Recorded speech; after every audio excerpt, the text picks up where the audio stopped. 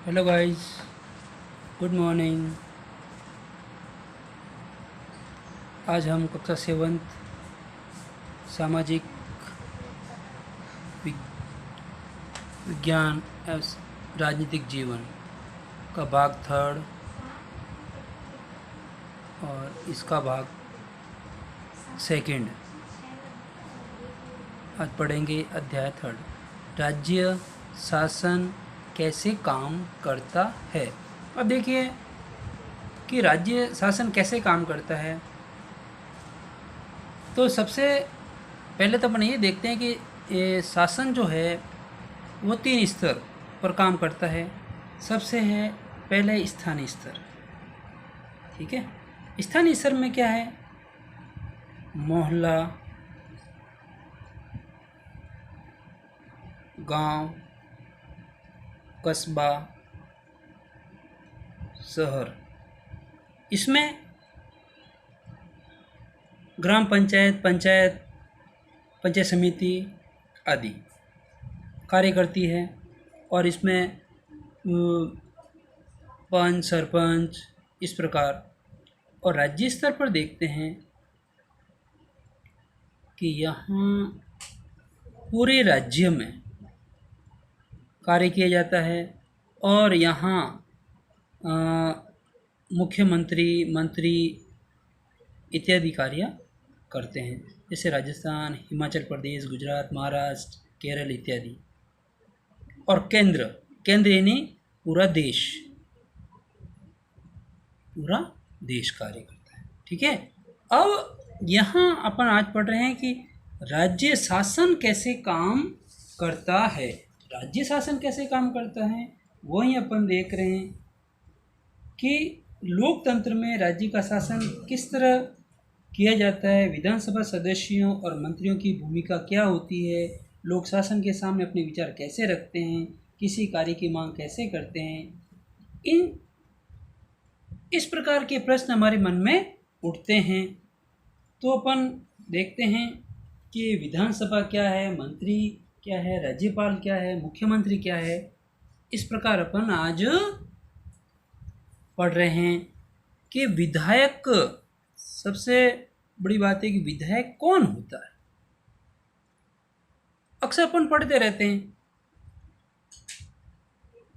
कि जैसे अपने क्षेत्र सोजत ही है, सोजत में देखते हैं कि विधायक कौन है और कैसे बनते हैं। तो देखते हैं कि विधानसभा के सदस्य को क्या कहा यहाँ, विधानसभा के सदस्य को विधायक या एमएलए क्या कहते हैं, एमएलए कहा जाता है। क्या कहा जाता है? एमएलए। विधानसभा के सदस्य को क्या कहते हैं? विधायक। और इनको दूसरे शब्दों में क्या कहते हैं? एमएलए। अब एमएलए का पूरा नाम क्या है? मेंबर ऑफ लेजिस्लेटिव असेंबली, ये इसका पूरा नाम है एमएलए का, ठीक है ना। एमएलए का चुनाव जनता द्वारा किया जाता है, यानी कि विधायक का चुनाव जनता द्वारा किया जाता है। फिर वे लेजिस्लेटिव असेंबली के मेंबर यानी विधानसभा के सदस्य बन जाते हैं और ये सरकार बनाते हैं। अब इसमें देखते हैं कि विधायक जनता का प्रतिनिधित्व करता है, ठीक है। जनता का क्या करते हैं? प्रतिनिधित्व करते हैं। भारत के हर राज्य में एक विधानसभा है, ठीक है ना। भारत के हर राज्य में एक विधानसभा है। तो अब यहाँ भारत में कितने राज्य हैं? 28। कितने हैं राज्य? कितने? 28। केंद्र शासित प्रदेश कितने? 29। सॉरी 9। केंद्र शासित प्रदेश कितने हो गए? 9, क्योंकि अभी जम्मू एंड कश्मीर व लद्दाख 2 नए बन गए। पहले राज्य थे 29, अब हो गए 28, क्योंकि जम्मू कश्मीर और लद्दाख को केंद्र शासित बना दिया गया है।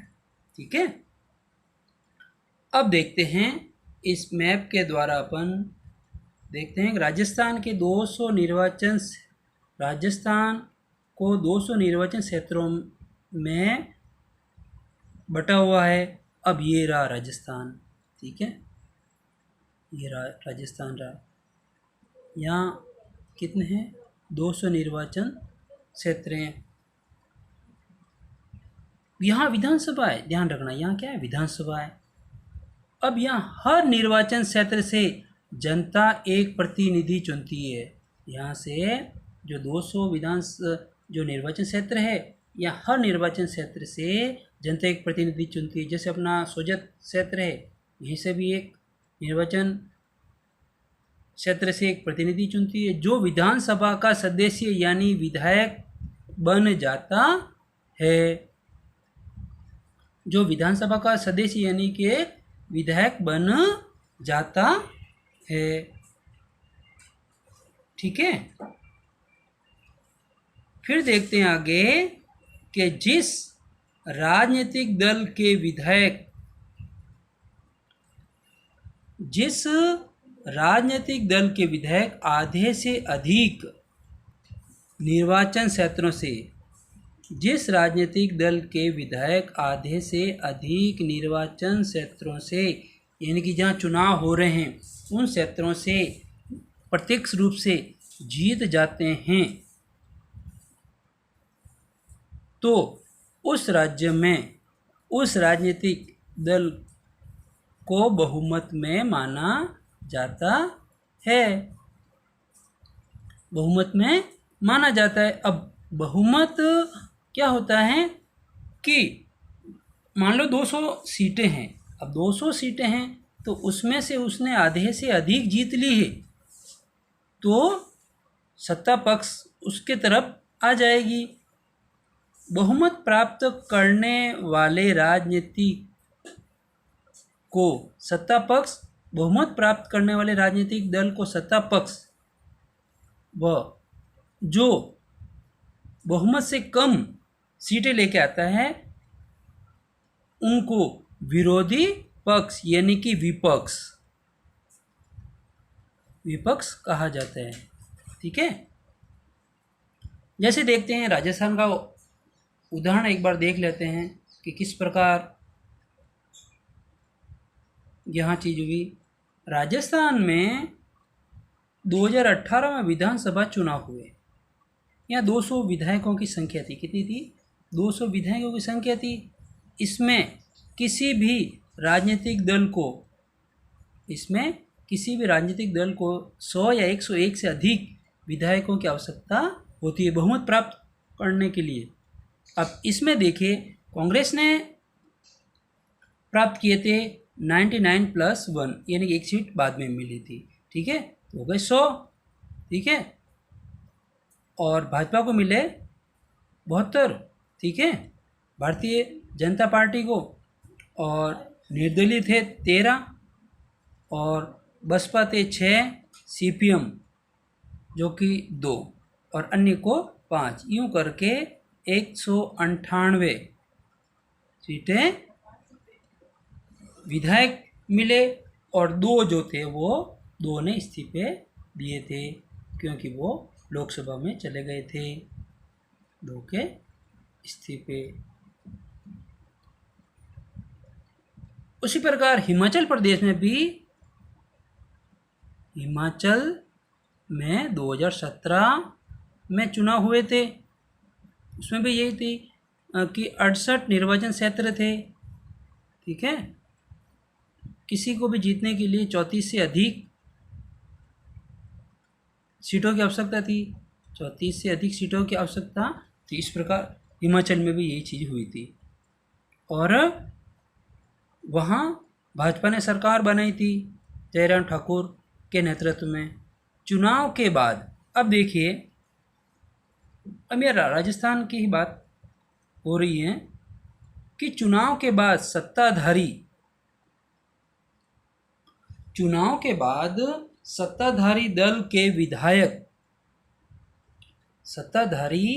दल के विधायक अपने नेता का चुनाव करते हैं। यानी कि चुनाव हो गया, अब देखते हैं कि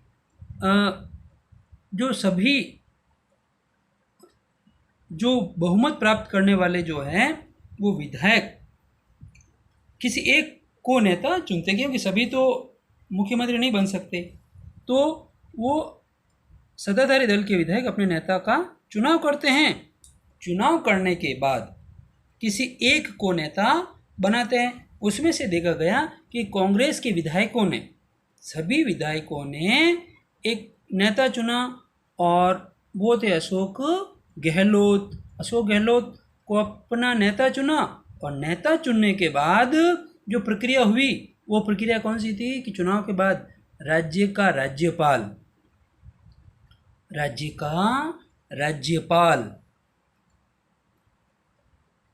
मुख्यमंत्री व अन्य मंत्रियों की नियुक्ति करता है। राज्यपाल के द्वारा मुख्यमंत्री व अन्य मंत्रियों की नियुक्ति की जाती है। तो इस प्रकार मुख्यमंत्री बनते हैं। उसके बाद वो प्रक्रिया होती है, उप मुख्यमंत्री बनते हैं। ठीक है, उसके बाद देखें फिर मंत्री और मुख्यमंत्री, फिर इसमें कैबिनेट मंत्री, राज्य मंत्री, सचिव इत्यादि बनते हैं और वे अपने दायित्व के अनुसार शासन के विभिन्न विभागों या मंत्रालयों को चलाते हैं।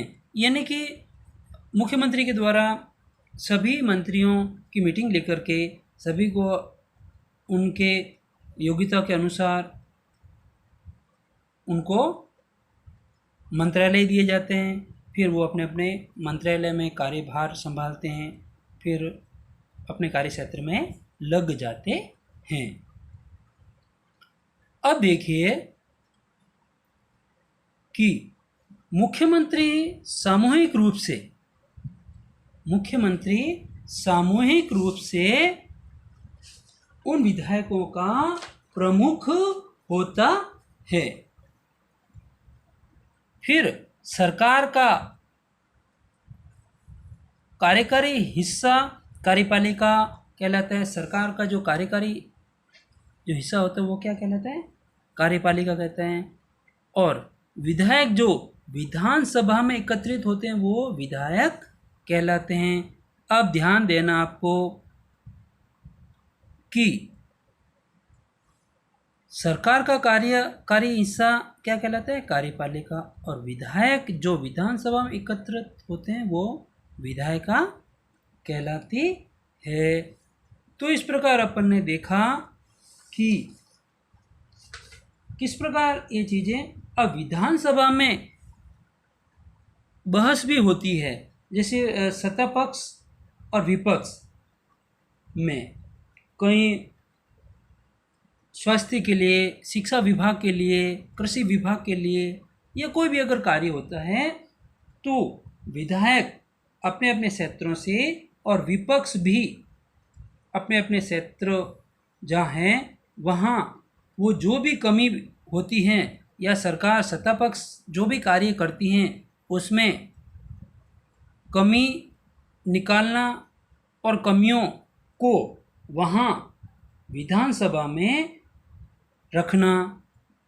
तो फिर इस प्रकार पक्ष और विपक्ष में प्रश्नों की बौछार होती रहती है और फिर वो उन प्रश्नों का उत्तर भी सत्ता पक्ष को देना होता है। अब देखिए शासन की कार्यप्रणाली में देखा कि विधानसभा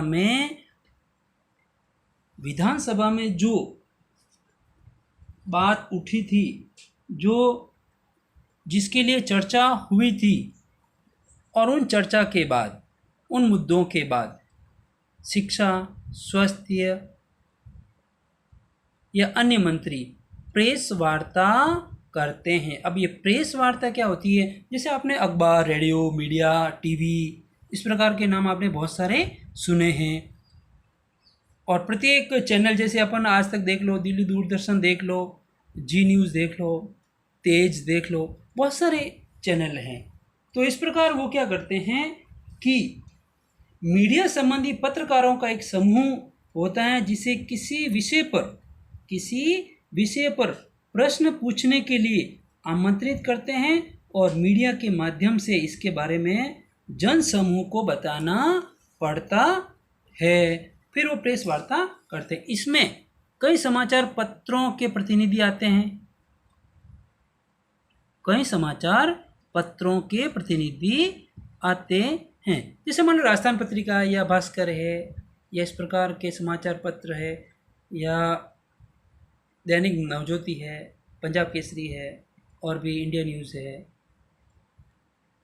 तो यहाँ इनके प्रतिनिधि आते हैं। और जहाँ कहीं भी गंभीर समस्या होने पर, जैसे पानी की समस्या हो गई, कहीं कोई हादसा हो गया, तो वहाँ गंभीर समस्या होने पर उसका निराकरण में कोई कमी हो जाती है तो एक उच्च स्तरीय जांच समिति गठित की जाती है। क्या की जाती है? एक उच्च स्तरीय जांच समिति गठित की जाती है। और वो उच्च स्तरीय जांच समिति अपने स्तर पर सूक्ष्म जानकारी जुटाती है और फिर उसका एक तोड़ निकालती है कि कहाँ कमी रह गई, और उन कमी को पूरा करते हैं और मुख्यमंत्री और अपने मंत्रियों को वो चीज़ बताई जाती है। ठीक है। मुख्यमंत्री व अन्य मंत्री अपने विभागों के मंत्री समस्याओं पर कार्रवाई विभिन्न विभागों से करवाते हैं। अब देखिए, अब मुख्यमंत्री और उनसे जुड़े हुए जितने भी मंत्री, कैबिनेट सचिव, राज्य जो भी मंत्री होते हैं, जिनको वो विभाग दिए जाते हैं, अपने अपने विभागों में, अपने अपने क्षेत्रों में जो समस्याएं होती हैं उनकी कार्रवाई वो विभिन्न विभागों से करवाते हैं।